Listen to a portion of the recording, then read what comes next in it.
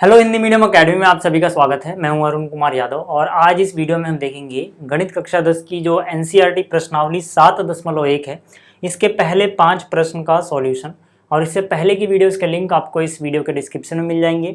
लेकिन आगे बढ़ने से पहले मैं आपको बता दूं कि अगर आप हिंदी मीडियम से हैं और आपको विज्ञान कक्षा 10 में कोई भी दिक्कत आ रही है तो आप आरंभ बैच ज्वाइन कर सकते हैं। इस बैच में मैं आपको कंप्लीट एनसीईआरटी एक्सप्लेन करने वाला हूँ, बेसिक से लेके एडवांस लेवल पे। और जो ये प्राइस है इस बैच का वो भी काफ़ी कम रखा है मैंने। इस बैच को लेने के लिए या फिर इसमें इनरोल करने के लिए आपको प्ले स्टोर से एक स्टडी ऐप डाउनलोड करना है या फिर आप वेबसाइट पे भी विजिट कर सकते हो।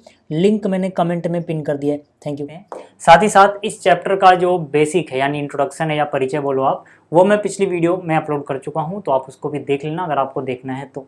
शुरुआत करते हैं पहले प्रश्न से। यहाँ पे क्या बोला गया देखो, यहाँ पे बोला गया बिंदुओं के निम्नलिखित युग्मों के बीच की दूरियां ज्ञात कीजिए। मतलब यहाँ पे हमें कुछ बिंदु के युग्म यानी जोड़े दिए गए हैं, इनके बीच की हमें दूरी ज्ञात करनी है। जैसे कि अगर मैं बात करूं, ठीक है, पहले हिस्से की, तो पहले हिस्से में पहला बिंदु है 2,3, ठीक है, तो इस बिंदु को मैं बोल दे रहा हूँ बिंदु ए, ठीक है, ये कितना दिया गया है 2,3। और दूसरा बिंदु है 4,1। मान लेते हैं कि दूसरा बिंदु यहाँ पर है, ठीक है, तो ये हो गया 4,1, इसको मैंने बोल दिया बिंदु बी। अब मुझे क्या करना है, ए से बी के बीच की दूरी ज्ञात करनी है। तो इसके लिए हम क्या करेंगे, इसके लिए हम दूरी सूत्र का यूज करेंगे। ठीक है भाई, दूरी सूत्र का उपयोग करते हुए हम इस दूरी को ज्ञात कर सकते हैं। दूरी सूत्र क्या होता है कि अगर मैं इस बिंदु को यहाँ पे समझो x1, y1 और इस बिंदु को मैं समझूं x2, y2, तो जो दूरी सूत्र होता है वो कहता है कि भैया x में से x घटा दो, यानी x2 में से x1 घटाओ और उसका वर्ग कर दो, और y2 में से y1 घटाओ, उसका वर्ग कर दो। ठीक है, हालांकि 1 में से 2 घटाए तब भी सेम रिजल्ट आएगा। तो यहाँ से अगर हम देखें तो AB बराबर कितना मिलेगा, देखो x2 कितना है 4, x1 कितना है 2, तो 4 माइनस 2, x2 माइनस x1 की जगह आ गया 4 minus 2 plus y2 minus y1, y2 कितना है 1 और y1 कितना है 3, यानी 1 माइनस। ठीक है, एक बात याद रखना कि भाई ये जो मैंने लिख दिया है ये समझाने के लिए लिखा है, ऐसे लिखना नहीं है आपको। ठीक, अब देखो क्या आएगा इसका उत्तर। 4 में से 2 गया 2, यानी 2 का वर्ग, 1 में से 3 गया यानी माइनस 2 का वर्ग। ठीक है, तो देखो 2 का वर्ग कितना हो गया 4, और यहाँ से 2 का वर्ग कितना हुआ 4, तो 4 और 4 कितना हो जाएगा, ये हो जाएगा वर्गमूल 8। वर्गमूल 8 को आप लिख सकते हो 2 वर्गमूल 2। ठीक है ना, क्योंकि जो 8 है इसके अगर आप टुकड़े करोगे तो 2 का पहाड़ा 4 बार पढ़ा, 2 का पहाड़ा 2 बार पढ़ा, फिर 2 का पहाड़ा 1 बार पढ़ा।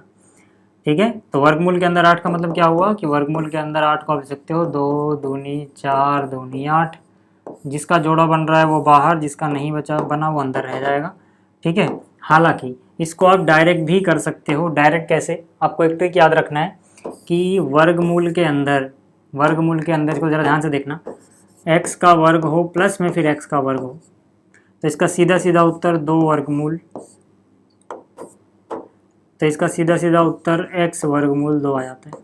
क्या कहने का मतलब है कि जो संख्या यहाँ है वही संख्या यहाँ हो और दोनों का वर्ग हो, तो जो संख्या का वर्ग है वो आप बाहर लिख दो, और जितनी बार वर्ग है, जैसे 1 बार 2 बार तो 2 अंदर आएगा, 3 बार होता तो अंदर 3 बचता।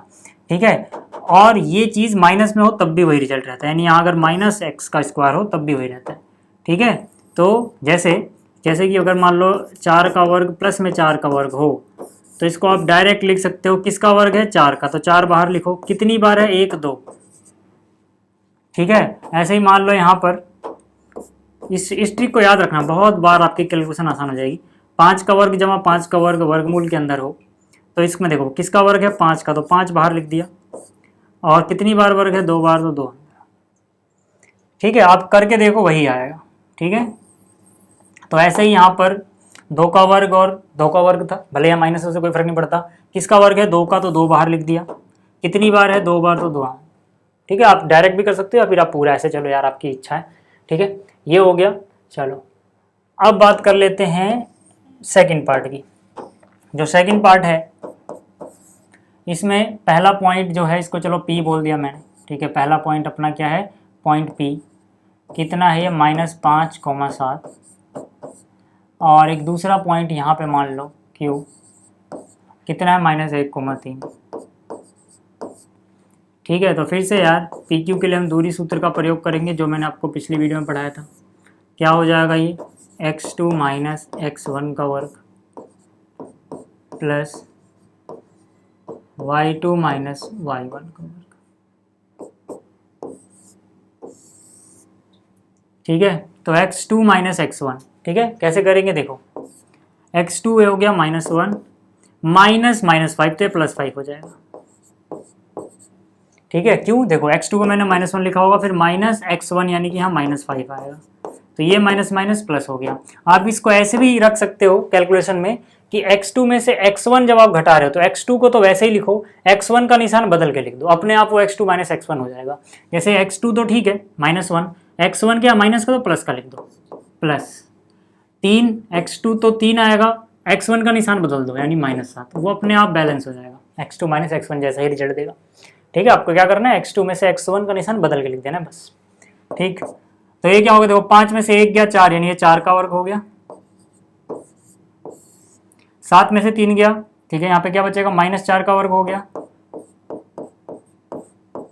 मैंने क्या बोला था ट्रिक में कि अगर ये दोनों नंबर सेम हो, भले ही माइनस हो कोई दिक्कत नहीं है, माइनस होने से कोई फर्क नहीं पड़ेगा, रिजल्ट सेम आता है। तो सीधा सीधा इसका उत्तर लिखो, किसका वर्ग है वो बाहर, कितनी बार है, 1 बार 2 बार, तो ये यहाँ पे सीधा सा ये उत्तर आ जाएगा इसका। आप लंबे तरीके से करोगे यही रिजल्ट आएगा। ठीक है, तो ये हो गया इसका दूसरा हिस्सा। चलो अब तीसरे हिस्से की बात कर लेते हैं। तीसरे हिस्से में क्या है, मान लो जो पहला पॉइंट है उसे बोल दे रहा हूँ m, तो जो पहला पॉइंट है m यानी कि a, b है, और यहाँ पर जो पॉइंट है उसे बोल दे रहा हूँ n, ये क्या है -a, -b। ठीक है, अब यहाँ से mn बराबर क्या हो जाएगा, वर्गमूल के अंदर फिर से फॉर्मूला लिखोगे, x2 - x1 का वर्ग प्लस y2 - y1 का वर्ग। x2 कितना है, देखो x2 है -a, माइनस इसका निशान समझ लो बदल दिया, प्लस x2 y2 मतलब -b, ठीक है, तो -a क्या हो जाएगा, ये हो जाएगा -2a का वर्ग, -b क्या हो जाएगा, -2b इसका वर्ग। तो देखो ये क्या हो जाएगा, 2 का वर्ग हो गया -2 का वर्ग 4a² प्लस यहाँ क्या हो गया 4b², दोनों जगह से 4 कॉमन ले लो, यहाँ बचेगा a का वर्ग और यहाँ बचेगा b का वर्ग, वर्गमूल में चल रहा है सब, 4 यहाँ से उठा लिया, कॉमन ले लिया।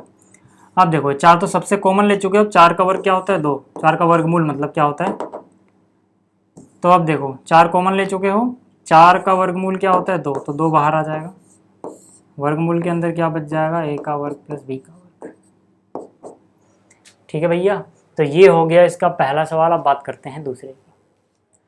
अब देखो जो प्रश्न संख्या 2 है इसमें 2 बिंदु दिए गए हैं, एक है 0,0, दूसरा है 36,15। इनके बीच की दूरी हमें ज्ञात करनी है और फिर हमें बताना है कि जो अनुच्छेद 7.2 में 2 शहर दिए गए हैं A और B, इनके बीच की दूरी हम कैसे ज्ञात करेंगे। देखो पहले इसकी बात करते हैं। जो मूल बिंदु दिया गया है 0,0, चलो इसको मैं अगर M बोल दूँ, ठीक है, ये मान लो 0,0 है, और दूसरा क्या है 36,15, इसको N बोल दिया। इनके बीच की दूरी हमें ज्ञात करनी है। फिर से यार दूरी सूत्र लगाओगे तो mn बराबर वर्गमूल क्या हो जाएगा, x2 - x1 का वर्ग प्लस में y2 - y1 का वर्ग। ठीक है, तो x2 कितना है 36, माइनस में x1 कितना है 0,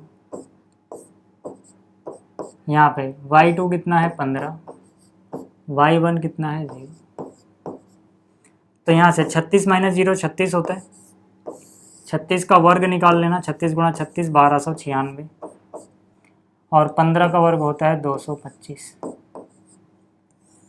ठीक है, इनको जोड़ोगे तो 12 और 2 1400, 6 5 यानी कि 1400, 1521।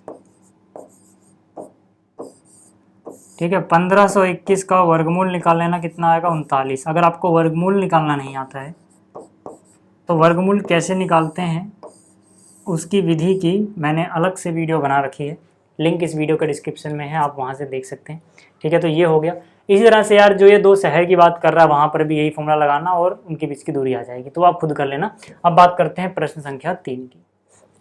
अब देखो जो इसका तीसरा प्रश्न है इसमें क्या बोला गया, इसमें बोला गया निर्धारित कीजिए कि क्या बिंदु ये और ये संरेखी हैं। संरेखी मतलब क्या, एक ही रेखा में आते हैं ये तीनों बिंदु। तो इसको हम कैसे दिखाते हैं, देखो सबसे पहले यहाँ पे 3 बिंदु हैं।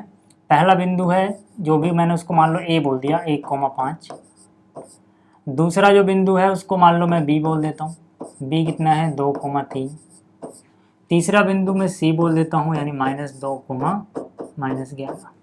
अब ये बिंदु अगर एक ही सीधी रेखा पे हैं, मतलब कोई एक बिंदु इनमें से यहाँ है, कोई एक यहाँ है, कोई एक यहाँ है। अब कोई कहीं भी हो सकता है पहले ए हो या पहले बी हो। मान लो मैं ऐसे ही लिख रहा हूँ, जरूरी नहीं है जिसको मैंने ए बोला है वो किनारे पे हो, बी बीच में हो, ऐसा भी हो सकता है सी इधर हो बी उधर हो, उससे कोई फर्क नहीं पड़ता। आपको बस क्या कर लेना है, आपको पहले ए बी निकाल लेना है, बी सी निकाल लेना है और ए सी निकाल लेना है, ये तीनों निकाल लेने हैं। तो इनमें से कोई से दो, देखो इनमें से एक जो आएगा सबसे बड़ा आएगा, जो सबसे बड़ा वाला है वो अकेला, और बाकी के जो दो बच जाएंगे उनको जोड़ के बड़ा वाला आना चाहिए। अब आपको लग रहा होगा यार ये बड़ा वाला तो एसी ही होना चाहिए, नहीं भाई जरूरी थोड़ी है, एसी बीच में भी हो सकता है, ये बी किनारे भी हो सकता है, वो तो मैंने रफ फिगर बनाई है ना। तो इसलिए आपको तीनों निकालना है और आपको देखना है कि किन्हीं दो को जोड़ के अगर तीसरा आ रहा है तो संरेखी है, अगर ऐसा नहीं है तो नहीं है। ठीक है, तो मतलब हमें क्या करना है, हमें ए बी और सी, ठीक है, जो 3 बिंदु दिए गए हैं इनसे पहले ए बी की लंबाई निकाल लेनी है। तो ए बी निकाल लेते हैं पहले, फॉर्मूला वही लगेगा दूरी सूत्र वाला, x2 - x1 का वर्ग y2 - y1 का वर्ग। तो यहाँ से देखो कितना x2, देखो अभी मैं ए बी की बात कर रहा हूँ, इस पे फोकस करो, किस पे फोकस करना है आपको भी, इन पे। यहाँ पे इसको समझो x2 y2, इसको समझो x1 y1। ठीक है, तो यहाँ से क्या हो जाएगा, देखो x2 यानी 2, x1 यानी 1, यानी कि 2 - 1 का वर्ग प्लस y2 - y1 3 - 5। ठीक है, तो 2 में से 1 गया, कितना बच्चा 1, 1 का वर्ग भी 1 ही होता है, और 3 में से -2 का वर्ग +4 होता है। तो ए बी तो अपने पास आ गया भाई वर्गमूल 5। ठीक है, तो ए बी कितना आ गया, वर्गमूल 5 आ गया। ठीक है, ए बी अगर वर्गमूल 5 आया है तो चलो ए बी को थोड़ा सा साइड कर देते हैं। ठीक, बात करते हैं आगे। अब निकाल लेते हैं बी सी। ठीक है, क्या निकाल लो आप, बी सी निकाल लो। बी सी मतलब आप इन दोनों को देखो, अब इस पे फोकस करना है। ठीक है, मैंने लिखा B C is equal to, फिर से फॉर्मूला तो वही रहेगा, एक बार लिख चुके हो, बार बार लिखने की जरूरत नहीं है। -2 देखो x2 -2 है, फिर माइनस करोगे 2 को यानी कि -2, और -11 -3। देखो यार -2 माइनस का 4 का स्क्वायर प्लस का 16, -11 -3 माइनस का 14 का स्क्वायर 196। ठीक है, तो यहाँ से जो बी सी है ना, इसकी वैल्यू कितनी हो जाएगी, 6 जोड़ोगे यानी 202 और 10 212 वर्गमूल के अंदर, ये हो गया। ठीक है, बी सी भी निकाल लिया। अब आपको ए सी निकालना है। क्या निकालना है, ए सी, यानी कि इसको थोड़ी देर के लिए भूल जाओ। ठीक है, इसको थोड़ी देर के लिए भूल जाओ, इसको मैं हटा दे रहा हूँ। अब आपको ए सी फोकस करना है। ठीक है, किस पे फोकस करना है, ए सी पे। तो यहाँ से देखो ए सी, अब ये x2 ये x1, -2 -1 -11 -5 कितना हो जाएगा, -2 -1 -3 का स्क्वायर +9, 11 और 5 16, -16 का स्क्वायर वही 256। ठीक है भाई, तो 9 और 256 जोड़ोगे कितना हो जाएगा, 9 6 15 यानी कि 265। अब हमारे पास तीनों चीज़ें हैं, ए बी देखो ये रहा, बी सी देखो ये रहा, ए सी देखो ये रहा। इनमें सबसे बड़ा कौन दिख रहा है? ये क्या ये दोनों को जोड़ के आता है या नहीं आता है, ये चेक करना। ऐसे नहीं कर सकते आप कि भाई वर्गमूल में जोड़ दो इन दोनों को, नहीं, ठीक है। वर्गमूल के में इनका मान निकालना पड़ेगा आपको, ठीक है। तो अब मान निकालने में टाइम ना वेस्ट हो, ऐसे मत कर देना 212 और 205 ये 5 जोड़ दिया 217, नहीं, वर्गमूल में ऐसे नहीं जोड़ते हैं, ठीक है ना। फिर से बोल रहा हूँ, तो इनका मान निकालना पड़ेगा। अब मान मैंने पहले से निकाल के रखा हुआ है क्योंकि मुझे पता था इसकी जरूरत पड़ेगी। तो वर्गमूल 5 देखो कितना होता है, 2.2360, ठीक है। ऐसी वर्गमूल 12 कितना होता है, 14.560। वर्गमूल 265 कितना होता है, 16.2788, ठीक है। इसके आगे भी चलता है। हम क्या करते हैं, चलो इनको हम 2 डिजिट तक राउंड ऑफ कर लेते हैं। 2 डिजिट मतलब इसके बाद वाले डिजिट हटा देते हैं। तो देखो जब भी ऐसे डिजिट हटाएं जो 5 से बड़ी हो तो ये वाली डिजिट एक ज़्यादा हो जाती है, तो राउंड ऑफ वैल्यू इसकी होगी 2.24, ठीक है। आप कितने भी डिजिट तक ले सकते हो। मैंने यहाँ पर क्या किया, फिर से तीसरी डिजिट हटा दी। अब देखो 0 हटाया, 5 से कम है, 5 से कम होगी तो कोई फर्क नहीं पड़ेगा, तो यानी कि ये हो जाएगा 14.56। और जो 265 है इसके अगर 2 डिजिट तक देखें तो ये हटाना पड़ेगा, ठीक है। ये 5 से बड़ा है तो ये एक ज़्यादा हो जाएगा, यानी कि ये हो जाएगा 16.27 की जगह 28। अगर आपको राउंड ऑफ करना नहीं आता है, वर्गमूल निकालना नहीं आता है, उसकी वीडियो नीचे अलग से है डिस्क्रिप्शन में, आप देख सकते हो, ठीक है। तो ये वैल्यू रख दो 2.24, 14.56। तो यहाँ पे सीधा सीधा देखो सबसे बड़ा ये है, तो क्या 16 सबसे बड़ा देखो ये, मतलब क्या ये अकेला रहेगा। और देखना है कि जो बाकी के 2 हैं इनको जोड़ के, यानी इनके मान को जोड़ के क्या ये आता है 14.56 जमा 2.24। आप देखोगे नहीं आता है, तो ये किसका मान था, वर्गमूल 265 का। ये बराबर नहीं आएगा, जोड़ के देख लेना चाहे। ये किसका मान था, वर्गमूल 212 का। और ये किसका मान था, वर्गमूल 5 का। तो ये बराबर नहीं है तो हम बोल देंगे भैया ये संरेखीय नहीं है। आप ये लिख लेना जो मैंने अभी किया है, ठीक है, कि भाई यहाँ पर जो वर्गमूल 265 है वो बराबर नहीं आ रहा है, सबसे बड़ा यही दिख रहा है, बाकी दोनों के जोड़ के, यानी कि 212 वर्गमूल में प्लस वर्गमूल में 5, ठीक है। तो ये जैसे ही हुआ हम क्या बोल देंगे, बिंदु संरेखीय नहीं है। पूरा लिखना, मैं सिर्फ लिख रहा हूँ नहीं है, आप पूरा लिखना बिंदु संरेखीय नहीं है, ठीक है। ये हो गया। अब बात करते हैं अगले प्रश्न। अब देखो जो चौथा प्रश्न है इसमें हमें 3 बिंदु दिए गए हैं, पहला, दूसरा, तीसरा। हमसे पूछा गया है कि क्या ये बिंदु जो है एक समद्विबाहु त्रिभुज के शीर्ष हैं या नहीं है। देखो यार हम क्या करेंगे, शुरुआत में तो हमें भी नहीं पता ना कि है कि नहीं, तो हम एक रफली एक त्रिभुज बनाएंगे जिसमें ये तीनों बिंदु यहाँ पर, ठीक है, मार्क कर देंगे। जैसे जो पहला बिंदु इसको मैंने ए बोल दिया, यानी ये हो गया 5, -2। जो दूसरा बिंदु है उसे मैंने बी बोल दिया, ये हो गया 6, 4। जो तीसरा बिंदु है इसे मैंने सी बोल दिया, ये हो गया 7, -2। अब हम क्या करेंगे, अब चेक करते हैं समद्विबाहु है कि नहीं। देखो समद्विबाहु त्रिभुज क्या होता है, ऐसा त्रिभुज जिसकी कम से कम 2 भुजाएं आपस में बराबर हो। तो हम क्या करेंगे, इसकी भुजाओं की लंबाई निकालते हैं, देखते हैं क्या क्या आता है। तो मैंने यहाँ पे लिखा ए बी बराबर, ठीक है। एक बार फॉर्मूला लिखना जरूरी होता है क्वेश्चन में, कहीं ना कहीं इसके नंबर होते हैं भैया, आधा नंबर होता है, इसलिए एक बार तो जरूर लिखना पड़ेगा यार आपको, ये इस बात को याद रखना। बाद में लिखो मत लिखो, हर प्रश्न में एक बार फॉर्मूला जरूर लिखो, जो भी फॉर्मूला आप यूज करते हो, ठीक। x2 - x1। अब हम किसकी बात कर रहे हैं यार, ए बी की ना, तो अभी सिर्फ ए बी पे फोकस करना, यानी इस पे और इस पे, यानी कि हम ये लंबाई निकालने वाले हैं। तो ए बी के लिए इसको मान लो x2 y2, इसको मान लो x1 y1। x2 - x1 यानी 6 - 5, y2 - y1 4 -+2। मैंने क्या बोला, जिसको घटाना उसका निशान बदल दे यार, ज़्यादा टेंशन मत लो, वैसे भी देखो वही आएगा 4 -2, यही तो करोगे, x2 - x1, तो माइनस माइनस प्लस ही बनना है। तो इसलिए सीधा सा नियम याद रखो, x2 में से x1 घटा रहे हो, x1 के निशान को बदल के लिखना होता है बस। x2 वैसे ही रहेगा, x1 का माइनस था तो प्लस लिख दिया, खत्म बात, ज़्यादा झंझट ही नहीं लेनी, ठीक है। बराबर कितना आया, 6 में से 5 गया 1, 1 का वर्ग 1 होता है, 4 और 2 6, 6 का वर्ग 36 होता है।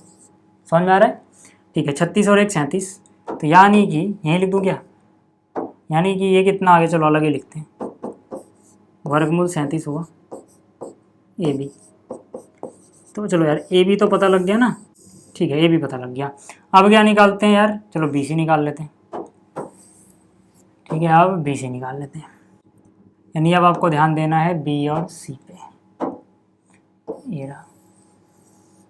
ठीक है, BC निकालते हैं।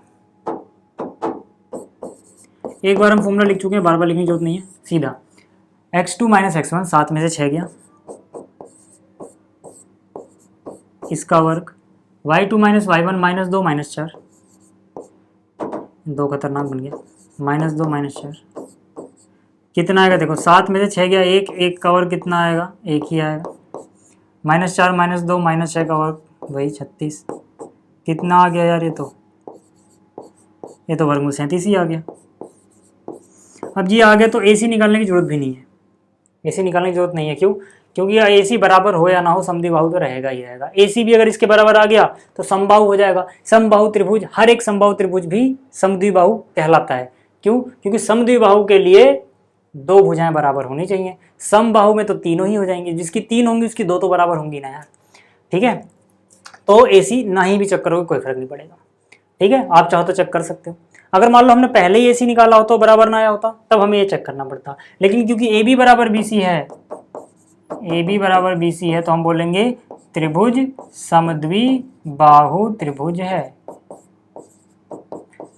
अच्छा, इसमें बहुत सारे लोग बहस करते हैं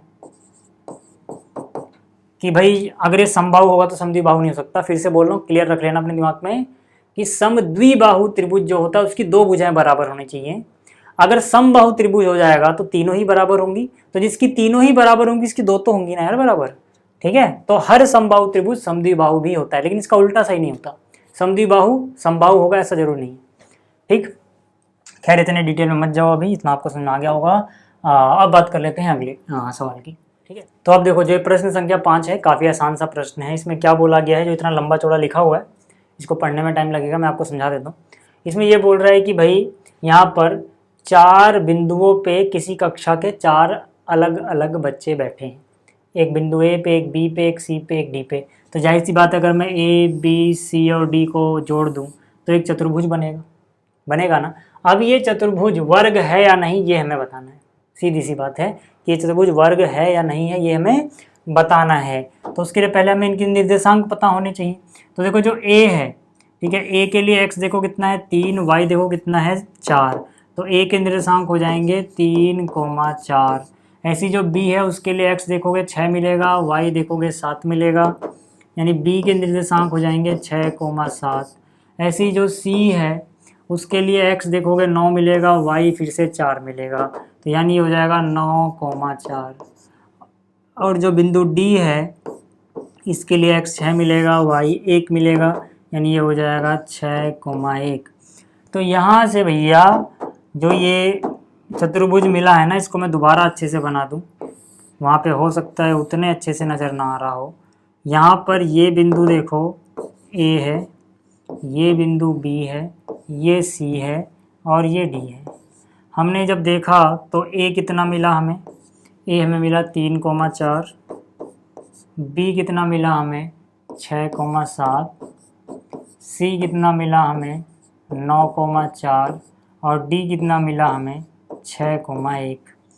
ठीक है, ये बिंदु मिले। अब हमें ये चतुर्भुज बनता है या नहीं बस ये दिखाना है, ऊपर वाले चीज़ से कोई मतलब नहीं है, इस पे ध्यान दो। अब चतुर्भुज के लिए सबसे पहली कंडीशन क्या है कि इसकी सारी भुजाएं बराबर होना चाहिए। दूसरी कंडीशन है कि हर एक कोण 90 होना चाहिए। दूरी फॉर्मूला भी यहाँ पे हम कोण तो नहीं चेक करने वाले उससे, ठीक है, हालांकि कोण भी चेक किया जा सकता है लेकिन वो बहुत लंबा तरीका हो जाएगा, पाइथागोरस थ्योरम लगा के ढिंका फलाना, वो नहीं करेंगे हम क्या करेंगे, पहले इसकी चारों भुजाएं बराबर है या नहीं वो देख लेंगे। चारों भुजाएं बराबर हो गई यानी कि वो एक सम चतुर्भुज बन गया। फिर उसके विकर्ण बराबर देख लेंगे हैं या नहीं। अगर हमें कोण नहीं देखने तो हमें विकर्ण चेक करने पड़ेंगे। किसी चतुर्भुज की अगर चारों भुजाएं बराबर हों, दोनों विकर्ण बराबर हों, तो वो एक वर्ग होता है। ठीक है, चलो देखते हैं। सबसे पहले भुजा निकालते हैं AB। अब फिर से वही बात, फॉर्मूला एक ना एक बार क्वेश्चन में लिखना होता है, आधा नंबर होता है इसका, तो मैं एक बार लिख दे रहा हूँ यार, क्या जा रहा है लिखने में। ठीक, बहुत सारे बच्चे कमेंट करके पूछते हैं सर आप बार बार फॉर्मूला क्यों लिखते हो। देखो, इससे आपको भी याद हो जाएगा और क्वेश्चन करने का सही तरीका ही बताना चाहिए हमें। ठीक है, कई बार मान लो अगर फॉर्मूला ना लिखूँ, आप भी ऐसे करके आ जाओ, क्योंकि फॉर्मूला तो आपको पता ही है, आप पेपर में ना लिखो और आपके टीचर नंबर काट ले, फिर आप आके यहाँ बोलोगे कि आपने ये बात तो मैं बताई नहीं थी। ठीक है, तो इसलिए मैं हर बार ये फॉर्मूला लिखता हूँ। तो यहाँ पे आ जाओ, x2 माइनस x1 का स्क्वायर। किसकी बात कर रहे हैं? ए बी की। तो फोकस कहाँ पे करना है आपको भैया? फोकस करना है ए बी, यानी जो बिंदु ए है और जो बिंदु बी है यहाँ पर। तो ए बी के लिए इसको x2 y2, इसको x1 y1 मान लो। तो 6 माइनस 3 प्लस में 7 माइनस 4। ठीक है, तो 6 में से 3 गया, 3 बचेगा, 3 का वर्ग 9 आ गया। ठीक है, 7 में 4 गया, 3 बचेगा, 3 का वर्ग 9 आ गया। सीधा सीधा इसका उत्तर क्या हो जाएगा? 3 वर्गमूल 2। कैसे? ट्रिक शुरू में ही बता दी थी आपको। देखो यार, असल में 3 का वर्ग है, 3 का वर्ग है, किसका वर्ग है? 3 का। कितनी बार है? 2 बार, तो 2 वर्गमूल। ठीक है, ऐसे आप कह सकते हो। अगर एक ही संख्या का वर्ग है, जिसका वर्ग है वो बाहर कितनी बार लिखा है? 2 बार। तो ये 3 का वर्ग था, 3 बार, 2 बार लिखा है ना। इससे पहले आपको बताया ना x का वर्ग। वैसे ये 9 की जगह 3 का वर्ग सोचो, ये 3 का वर्ग सोचो, 3 बार 2 बार है। ये सारा ट्रिक मैंने शुरू में बता दिया था ताकि कैलकुलेशन आसान रहे। मुझे पता था कि ये चीज़ बहुत बार यूज होने वाली है। ठीक है, ये हो गया ए बी। अच्छा, बी सी की बात करें क्या? चलो, बी सी के लिए आपको कहाँ पे फोकस करना है? बी और सी पे। ठीक है, तो इसके लिए सीधा सीधा एक बार फॉर्मूला लिख चुके हो। ठीक है, 9 में से 6 गया 3, 3 का वर्ग सीधा लिख दूँ। चलो यार, लिख ही देता हूँ। 9 में से 6 गया, ठीक, 4 में से 7 गया। फिर से देखो रिजल्ट सेम आ रहा है। 9 में से 6 गया 3, 3 का वर्ग 9, 4 में से 7 गया -3, -3 का वर्ग फिर से 9। फिर से वही रिजल्ट आने वाला है, यानी कि 3 वर्गमूल 2। ये भी ठीक है भाई, बी सी निकल गया। अब क्या निकाल लेते हैं? एक बार पहले फिगर को नीचे लेके आओ। ठीक है, बी सी पता लग गया है आपको। अब आपको कहाँ फोकस करना है? सी और डी पे, यानी इसकी लंबाई निकालनी है। ठीक, तो सी डी देखो यार,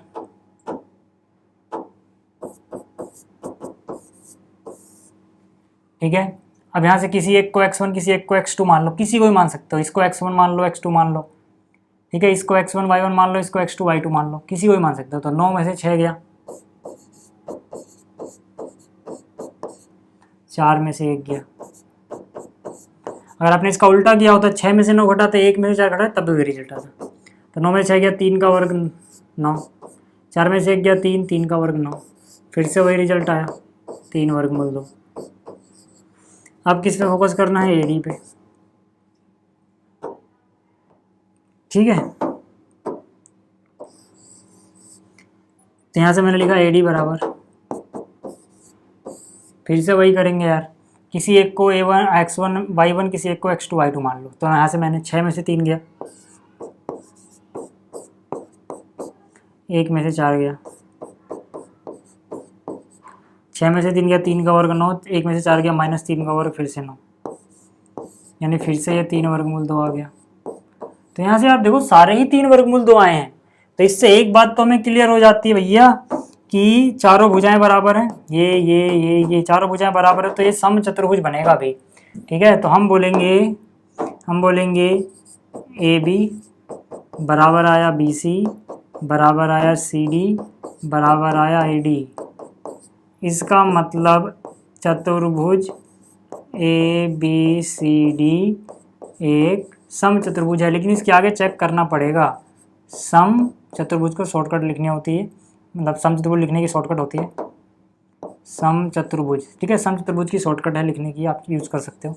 है यहाँ पे हम रुकेंगे नहीं, क्योंकि अगर सम चतुर्भुज है तो हो सकता है वो वर्ग भी बन जाए। तो अब देखते हैं वर्ग है कि नहीं। ठीक है, ध्यान दो, कोई भी सम चतुर्भुज वर्ग बन जाता है अगर उसके डायगोनल यानी कि विकर्ण आपस में क्या हो? बराबर हो। तो विकर्ण चेक करते हैं यहाँ पहले। विकर्ण के लिए पहले आपको देखना है ए सी, यानी कि ए सी पे फोकस करो भैया, ए और सी पे। तो ए सी की लंबाई निकाल के देखते हैं। ए सी बराबर, ठीक है, 9 में से 3 गया, वर्ग लगा दो, 4 में से 4 गया, यानी कि 0 हो जाएगा।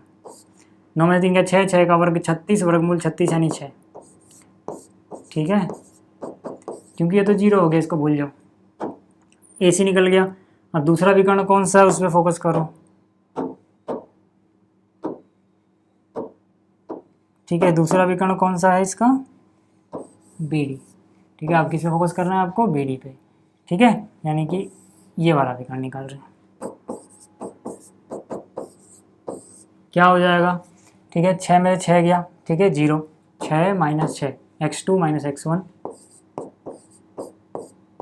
y2 माइनस y1 यानी 7 माइनस 1।